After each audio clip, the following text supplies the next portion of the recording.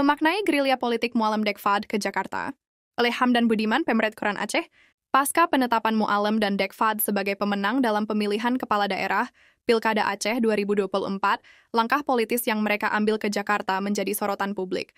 Aktivitas ini tidak hanya berfokus pada perolehan kekuasaan, tetapi juga mencerminkan upaya yang lebih mendalam dalam menjaga dan merawat perdamaian di Aceh.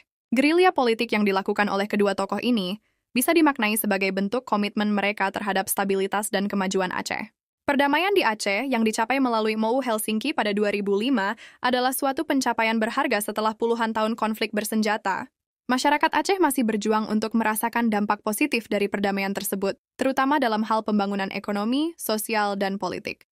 Mualem dan Dekfad, dengan latar belakang mereka gerilyawan Gerakan Aceh Merdeka, bahkan Panglima, memiliki tanggung jawab moral dan sosial untuk memastikan bahwa hasil dari perdamaian ini tidak hanya bersifat simbolis.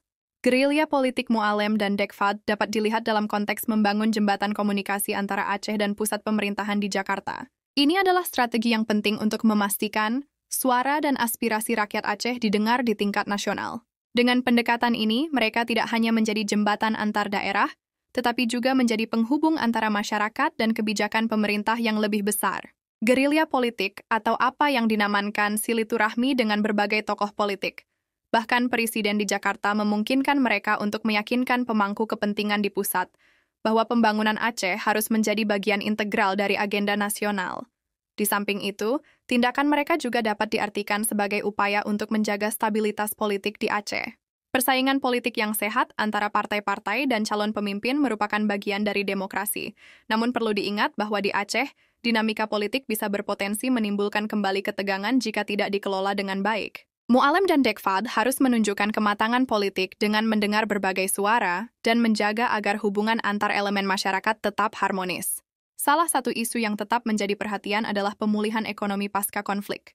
Melalui dialog dan kolaborasi dengan pemerintah pusat, Mualem dan Dekfad diharapkan dapat menarik investasi dan program-program pembangunan yang berdampak pada masyarakat Aceh.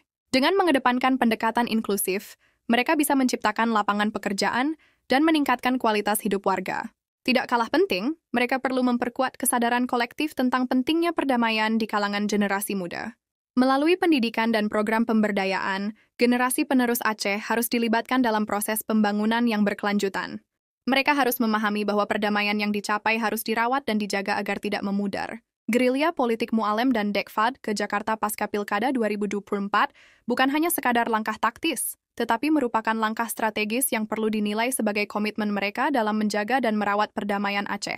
Dengan pendekatan yang inklusif dan dialogis, diharapkan Aceh dapat terus melangkah menuju masa depan yang lebih baik, harmonis, dan sejahtera.